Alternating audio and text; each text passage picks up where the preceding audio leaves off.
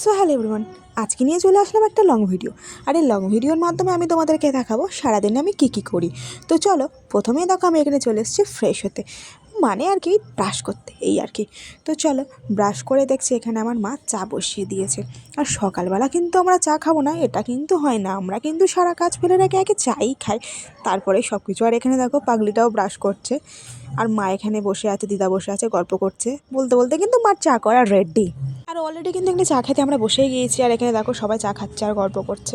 যাই হোক, চা খেয়ে ঘরে গিয়ে দেখি আমার বোনের কি কাণ্ড। ও বিচন গোছানোর নাম করে কি করছে তোমরাই দেখো।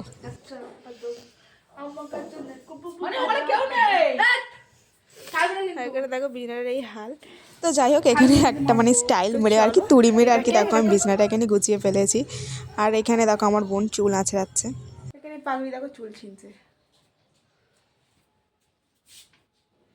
তো চলো, আর এদিকে দেখো আমি ঘর মুছতে চলে এসেছি। আর আমার মার কাছে কথা হচ্ছে, তুমি যে কাজই করো সেটা কিন্তু খুব পরিষ্কার করে করতে হবে, সেটা ঘর মোছা হোক আর যাই হোক। আর এটা হচ্ছে আমার মার অর্ডার, আর অর্ডার তো মানতেই হবে। তো যাই হোক, এখানে দেখতেই পাচ্ছ যে আমি খুব পরিষ্কার করেই মুছছি, যেহেতু মার অর্ডার। আর মা বলেছে যে যেহেতু তুমি পরিষ্কার করে না কিছু কাজ করতে পারো, তাহলে সেটা তোমার করার কোনো প্রয়োজন নেই, আমি করে নেবো। তো যাই হোক, এখানে আমি ঘরটা মুছছি।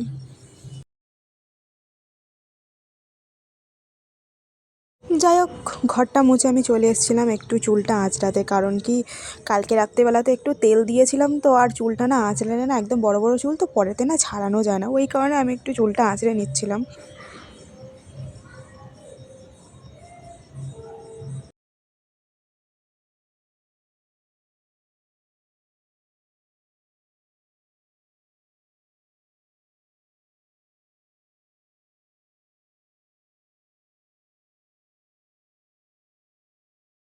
তো যাই হোক, এখানে দেখো চুল আঁচড়ে নিয়ে বেঁধে নিয়ে চলে গিয়েছিলাম রান্নাঘরে, কারণ কি মা বলল যে আজকে আমার পুজো দিতে দেরি হবে, তুই ভাতটাকে বসিয়ে দে। আমি ভাতটা যেকালে বসাবো, তো চলো আজকে রান্নাটা আমিই করি। আর এখানে দেখো ডাল ভিজানো ছিল, সেটাতেই আর কি তরকারি হবে, আর সেটাই আর কি বাটবো, কারণ কি মিক্সিতে বাটলে না, ডালের বড়া দিয়ে তরকারি করলে মিক্সি দিয়ে বাটলে অত ভালো হয় না। তাই মা বললো তুই ওটা শিলিতেই বাটবি, আর খেতেও খুবই ভালো লাগবে। তাই আর কি, একটু তো কষ্ট করতেই হবে খেতে গেলে। তো যাই হোক, এখানে দেখো কষ্ট করে শিলিতেই বাটছি। আর শিলিতে না আমি খুব একটা ভালো বাটতে পারি না, কিন্তু ওই যে আগেই বললাম যে আমার মার রুলস, আমাকে তো ফলো করতেই হবে। তো যাই হোক, এখানে কষ্ট করে শিলে বেটে নিলাম। এই দেখো বাটা আমার কমপ্লিট, আর চলে গিয়েছিলাম বাবুকে খাওয়াতে।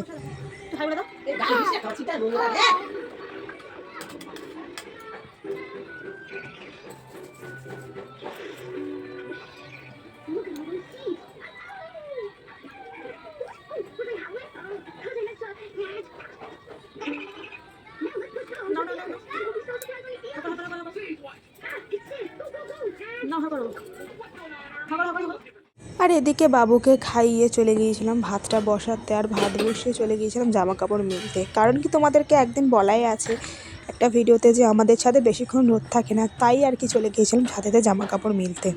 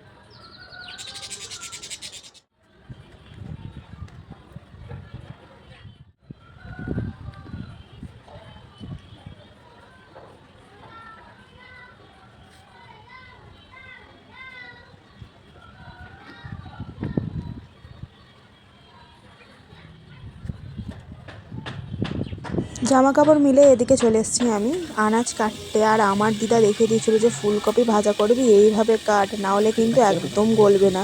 তো দিদার কথা মতো দেখো এখানে আমি ফুলকপিটা ঠিক দিদার মতো করেই কাটছি, ফুলকপি আলু সবই কেটে নিচ্ছি আস্তে আস্তে, যেহেতু রান্নাটা আজকে আমিই করব, ওই কারণে আমিই কেটে নিলাম।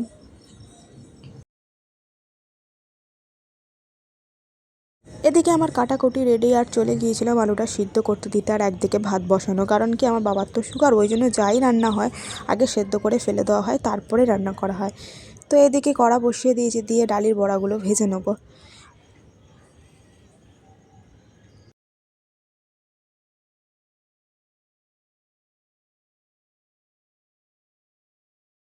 তো যাই হোক, তোমাদের কার কার এই ডালের বড়ার তরকারি খেতে ভালো লাগে প্লিজ আমাকে কমেন্ট করে জানিও। আর এই তরকারিটা কিন্তু আমাদের বাড়িতে সবাই পছন্দ করে, এমনকি আমারই খুবই ভালো লাগে। আর আমার মা কিন্তু এই তরকারিটা খুবই ভালো করে বানায়, খুব টেস্টি হয়। আর আমি অতটাও পারি না, কিন্তু সব কিছুই আমি খুব ভালোভাবে চেষ্টা করি। তো এখানে সেটাই করছি, তো দেখো জানি না কেমন হবে। তো যাই হোক, মা কিন্তু সবসময়ের জন্য শিখিয়েছে যে পারি না বলে কিন্তু পৃথিবীতে এমন কিছুই নেই। তুমি যদি সে কাজটা মন দিয়ে চেষ্টা করে করো তো অবশ্যই সেটা হবে। আর আমি কিন্তু মার কথা শুনে চলি। আর এদিকে দেখো আমার বড়া ভাজা কমপ্লিট।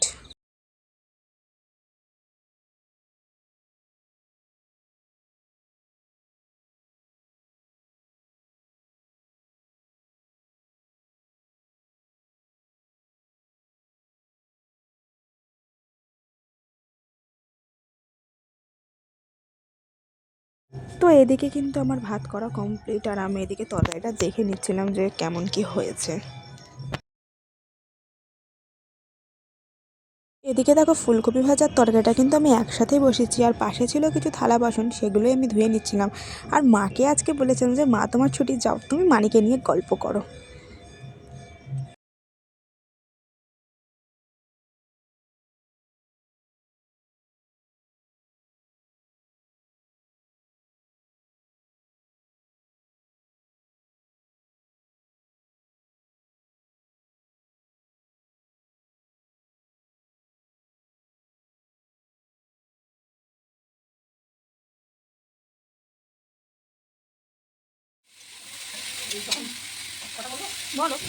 তো যাই হোক, আমার কিন্তু রান্নাবান্না কমপ্লিট। আর এখানে দেখো আমি গ্যাস ট্যাস সবই মুছে নিয়েছিলাম। আর এগুলো করলে না মার একটু হাতে হাতে সাহায্যই হয়ে যায়, কারণ কি মার তো একটা হাত খারাপ, আর ওই জন্যই আর কি। তো তারপরে একটু চলে গিয়েছিলাম ফাঁকাতে, যেহেতু খুব ঠান্ডা, তো তাই রোদ পোহাতে। আর আমার বোনের কথাটা তোমরা একটু শোনো। ও এখন রোদ করছে, বৌদিও করছে, কিন্তু আমার রোদ করার কোনো নেই, কারণ আমি কাজে ব্যস্ত আছি। তুমি কাজে ব্যস্ত, তুমি কাজটা করো, আমি খাওয়া ভালো হবে না। এদিকে আমি রান্না করে এখনো কমপ্লিট হয়ে উঠতে পারলাম না, আর ওর কথাটা শোনো তোমরা, সত্যি কিছু বলার নেই। তো যাই হোক, খুবই আমার বৌদি খুব চিন্তায় পড়েছে, ছেলেটা খাচ্ছে না। ভিডিও করতেছিস অবশ্যই। তারপরে যে কথাটা বলেছিল সেই কথাটা কিন্তু শোনার নাই। যাই হোক গাইজ, তোমরা স্কিপ করে যাও। গাইস, এখানে সবাই আমরা বসে রোদ পোচ্ছি। আর একটা কিন্তু আমি এখনো চান করিনি। আর একটা প্রশ্ন আছে, কারণ সারাদিন তো আমি ওর মতো শুয়ে পড়ে থাকি না, আমি কাজ করছিলাম। আর কিছু বক্তব্য আপনার আছে?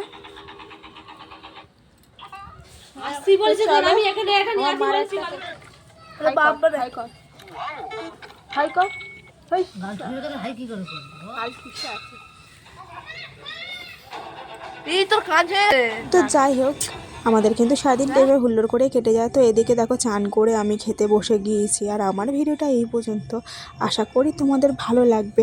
আর ভালো লাগলে প্লিজ একটা লাইক, কমেন্ট, শেয়ার আর সাবস্ক্রাইব করতে কিন্তু ভুলো না কিন্তু। চলো টাটা।